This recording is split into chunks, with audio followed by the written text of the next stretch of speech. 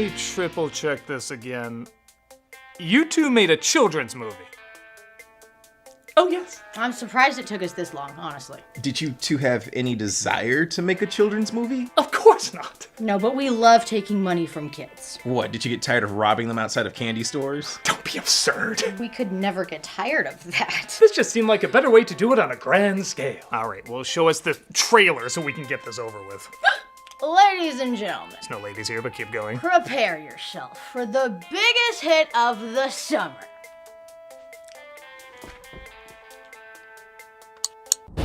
For years, Hollywood has tried to create the ultimate blockbuster, but they sucked balls at it. Really thinking of the kids, huh? As long as they're thinking about us, we don't care. Now, witness the next evolution in cinematic entertainment. Commercial, the movie. Wow, they just said it. For centuries, storytellers have challenged you with strong characters and ideas. Well, that was stupid. We're just giving you things you like, doing things you like. Oh no, SpongeBob has been encaged by Dr. Doofenshmirtz's Caginator. I gotta use my Batman gun to fire Batmans. It's a little funny. Oh, look, Queen Elsa drank magic Starbucks and is gigantic. Optimus Prime did her breakdance to snap her out of it. Oh no, it's raining Marios eating Happy Meals. Seriously? Like, what? It's creatively soulless. Say Aunt Despair, who's now an Arthur toy. Yes, Uncle Lies, who's now a Nike shoe. Can I say there's a streaming platform where you can watch all of these characters right now? Legally, I don't think we can. Okay, I won't mention it. But if we could, what would be on it? Probably all the X-Men surfing with dinosaurs from the Jurassic Park. Critic, I thought you spoke out against stuff like this. I do. I thought you were sick of manipulative bullshit for kids. I am. Then why are you having fun with this? What else would I expect from them? Media and advertising go hand in hand like awkwardness in current Super Bowl commercials. Some are able to work with it and turn in some amazing films like the Lego Movie or Wreck-It Ralph. And some of these really fell flat like The Wizard or Mac and Me. But then you have those weird ones in between, the ones that are so obviously an ad, but they do it in such a creatively pandering way, not even hiding the fact that it's an ad, that you can't help but have fun with them. Wizard and Mac and Me are funny now, but back then they didn't even entertain their target audience when they came out. Movies and shows like Transformers, G.I. Joe, Power Rangers were all designed clearly just to sell toys, but gave their demographic exactly what they wanted. The same can be said about the original Space Jam. I made it no secret I couldn't get into this film, but I think I was too old to have it resonate with me. I just wasn't the right demographic. Since then, the film has been regarded as not good, but a perfect time capsule of 1996 trying to sell you 1996. So why should it be a shock that the second one is the most 2021 time capsule trying to sell you 2021?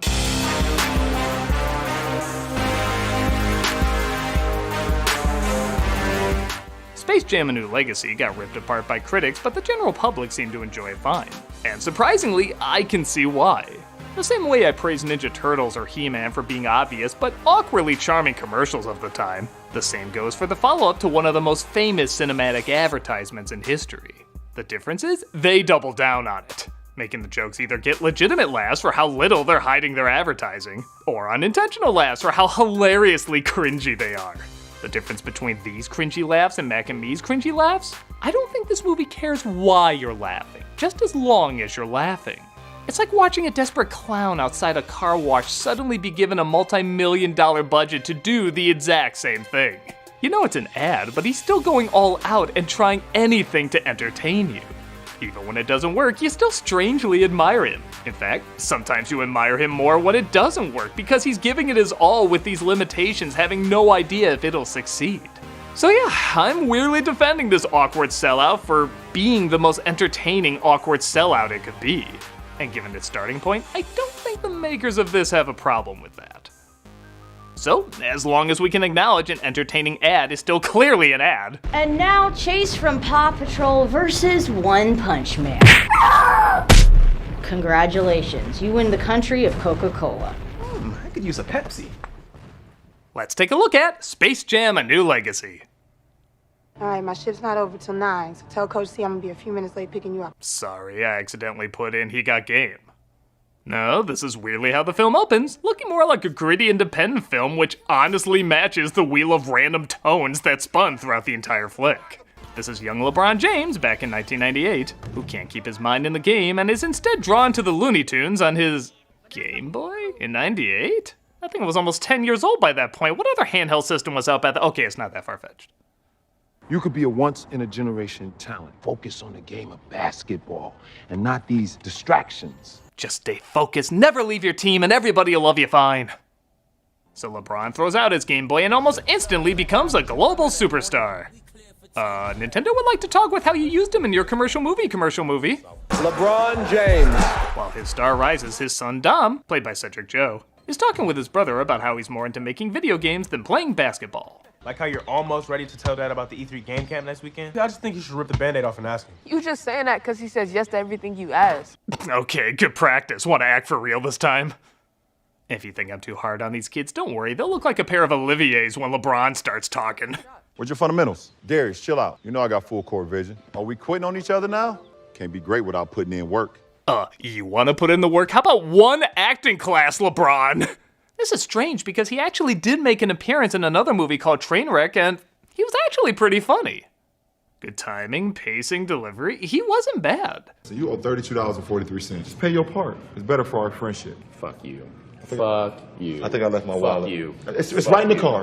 I don't know, maybe that director knew how to make certain people humorous because, man, this one knows how to make every person sound like a school play put on by the Department of Motor Vehicles. What was that? Everything in between these four lines is work.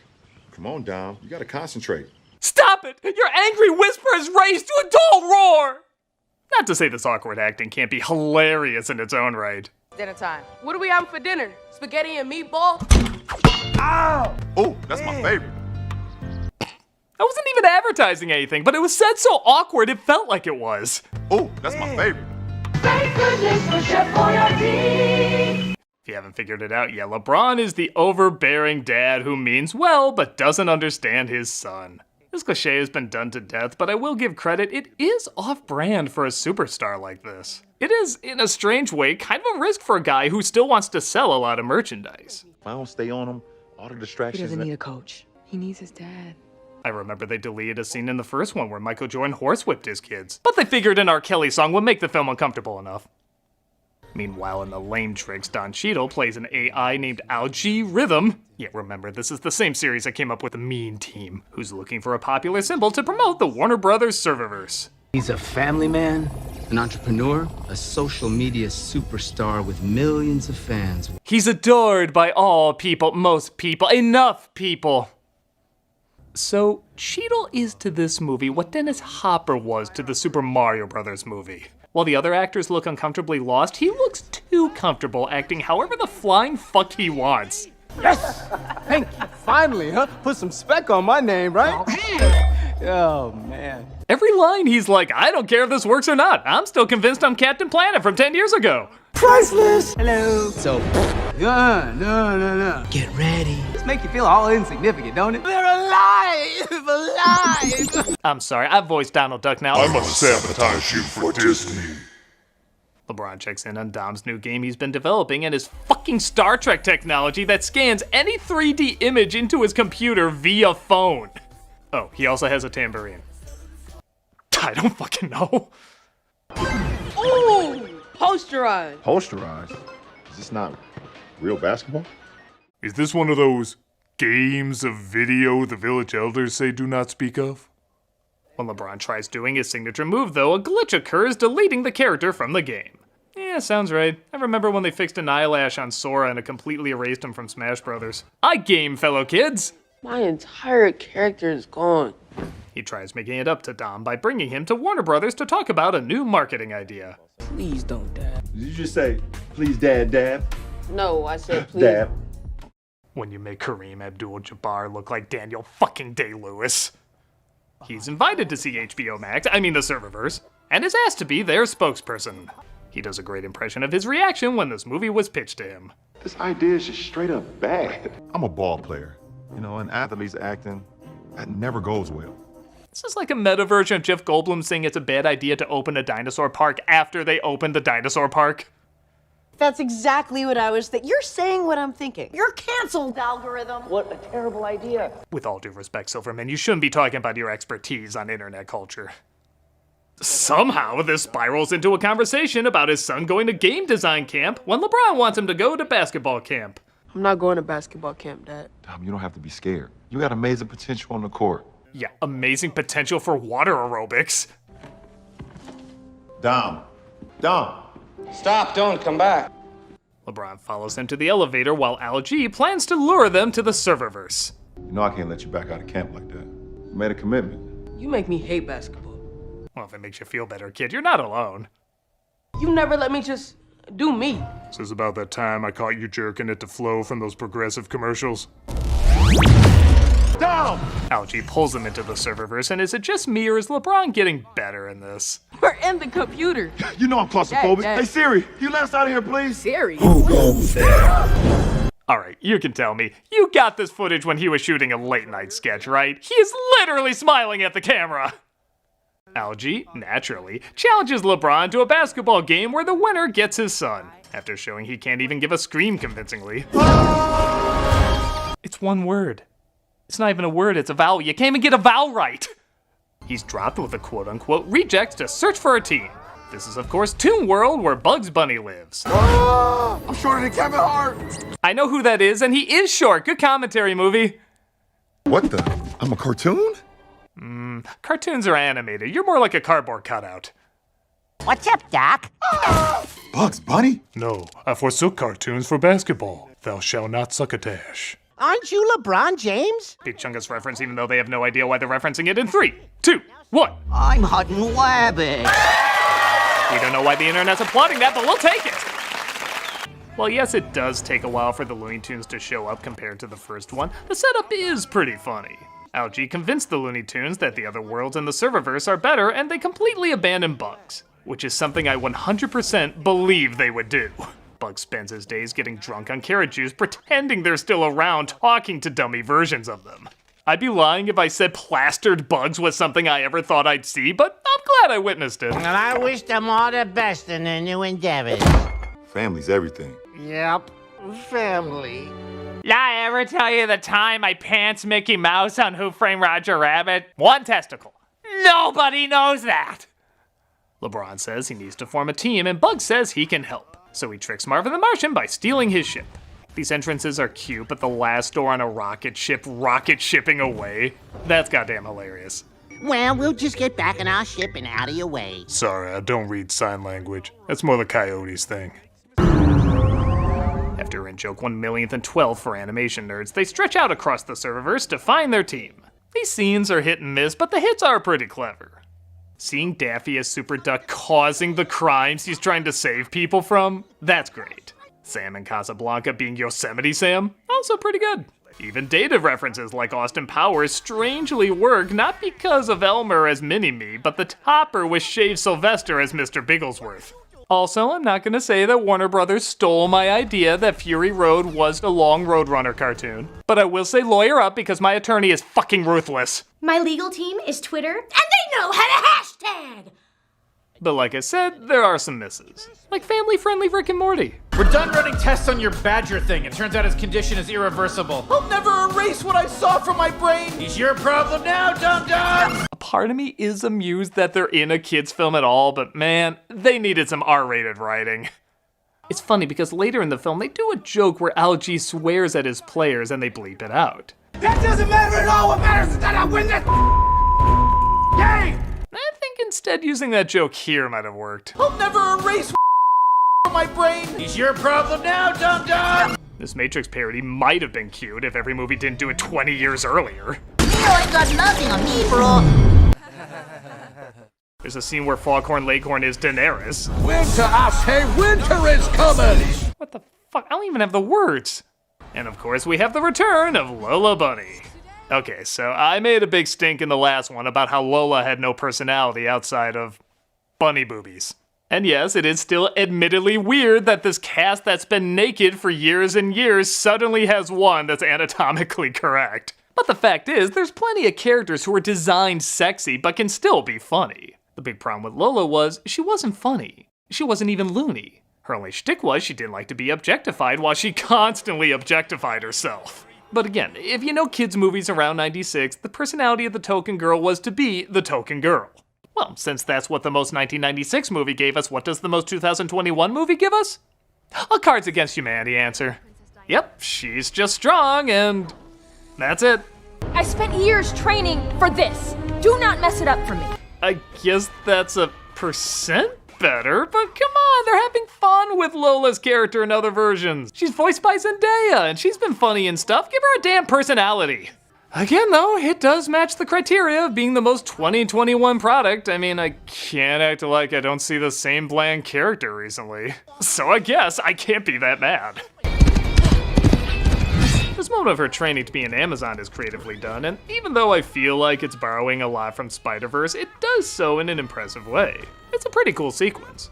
You are now an Amazon. Now go with your friends. Deliver your Amazon packages. Here's a bottle for you to piss in. When you're promoted, you get a funnel.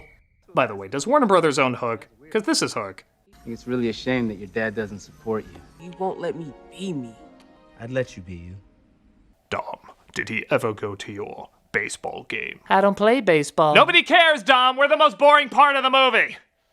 No, really, the movie does grind to a halt whenever these two are together. The only saving grace is other basketball players proving they can out-awful LeBron.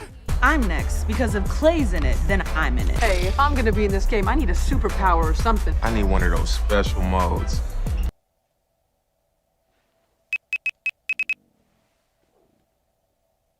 Hello? Hi, Michael Jordan. It's the Nostalgia Critic.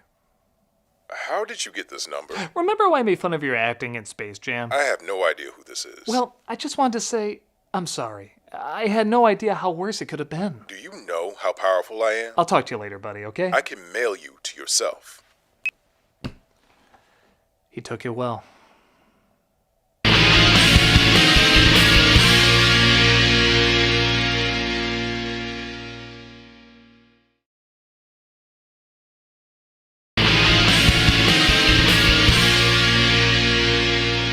LeBron shows the gang how to play basketball, like a basketball movie with them didn't happen, and they make references that even characters invented in the 30s would find dated. That's some fancy footwork, Doc. Let me try. Even if that joke was in the first one, people would be like, whose white grandpa wrote that? Algie arrives for the game, and on top of making LeBron 3D again, he makes the tunes 3D as well.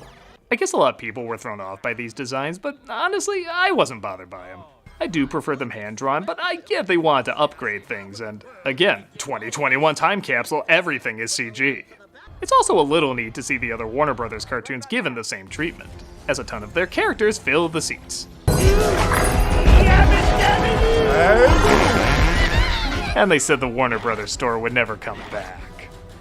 Algie brings people from the real world in the stands as well, including LeBron's family. Yeah, kind of funny in a movie about ignoring a kid, two other kids get completely ignored. And we're introduced to the other team, the Goon Squad. Queen of the web. A part of me thought maybe it'd be cooler if other Warner Brothers villains made up the bad team, like the Joker, Mojo Jojo, Darkseid. But again, I think they wanted to stay on brand with an original bad guy team, and combining real players with monster elements is kind of creative. I like the way these things look. While we're on the subject, the background characters totally steal the show. Mr. Freeze in particular, I'm totally convinced would act the exact same if Arnold was there. Basketball, fleas, Also, is Batman doing the blowjob thing? Monster dunk, and she dunks again, and again, and again. Eat that, eat that, eat that. Apparently the Toon Squad is unaware that the opposing team is deadly allergic to French skunks. There certainly are a lot of serial killers and rapists in this family film tonight. This is not going well. Yeah, that's what most of the critics thought.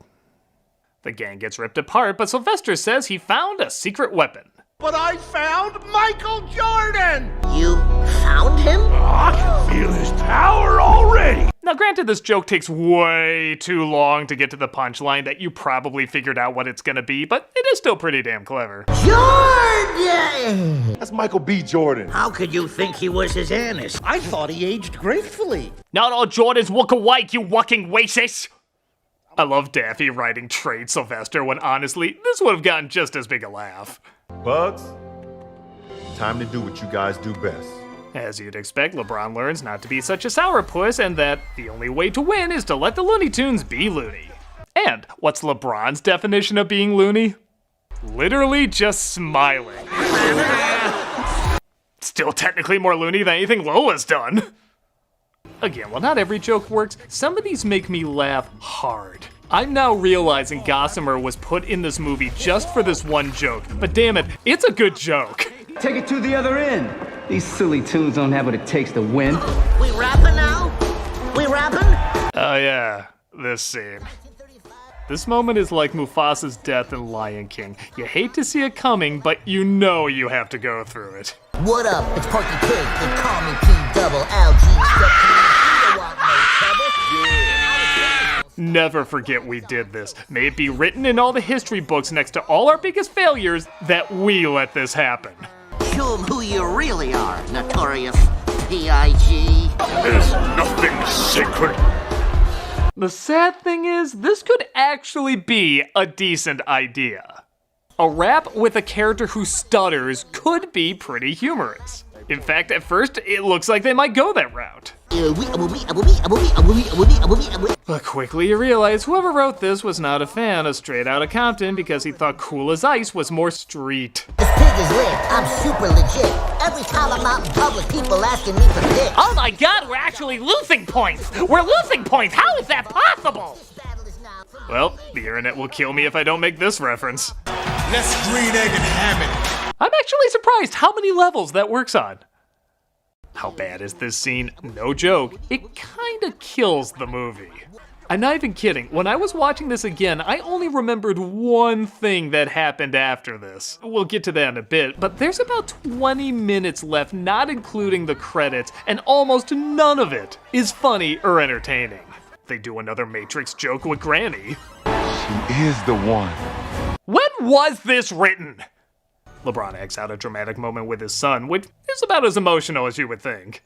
Dom, your game is amazing, son, but I guess I would have known that if I'd have listened more. I want you to be yourself. Do you understand how much I love you?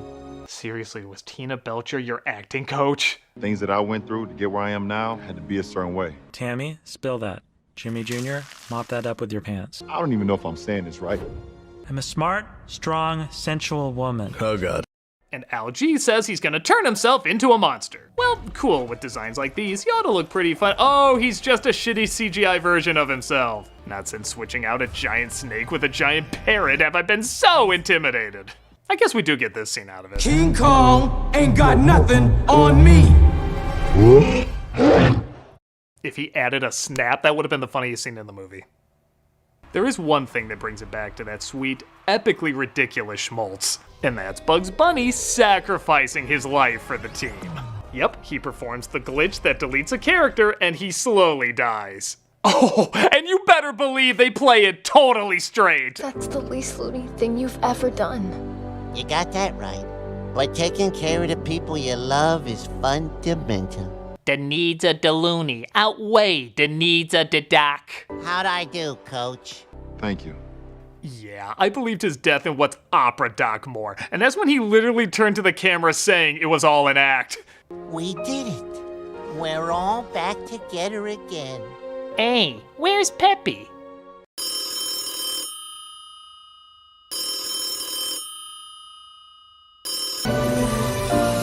And yes, your first guess as to what his last words are is totally correct. That's all, folks. Yeah, sorry, Porky. Guess those can't be your last words anymore. Kinda stole the thunder from you. But hey, maybe you can pick something from that shitty rap. He turns into goddamn pixie dust and ascends into heaven, leaving his shape in the air. This is both laughably epic and epically laughable at the same time. He should just mumble to himself that he's Superman while he's at it. But, big surprise, it doesn't really stick. LeBron lets Dom go to his game design camp and Bugs is just randomly there.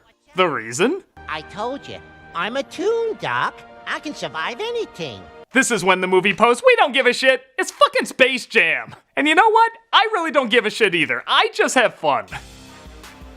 Space Jam: A New Legacy is entertaining for many in 2021, the same reason the first one was entertaining for many in 1996. It's a family film's zeitgeist that'll be immediately dated. Hell, chunks of it are already. But embraces what it is and gives its target audience what it wants. Do I wish this could be legit funny all the way through and work on the same level as something like Lego Movie? Absolutely. But as someone who didn't get into the first Space Jam, but honestly really wanted to, this had a little bit more self-awareness that I was looking for, ranging from laughably cringy to enjoyably clever.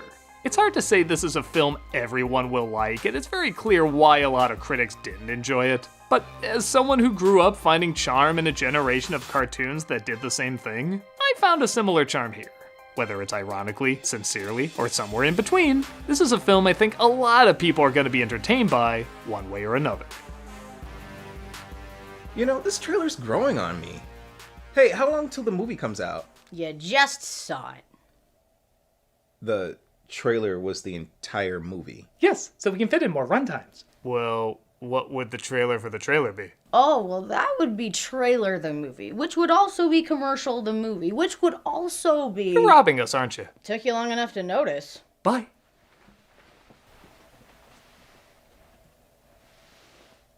Should we stop them? The people watching probably have other videos to view, so we should wrap this up. Good idea.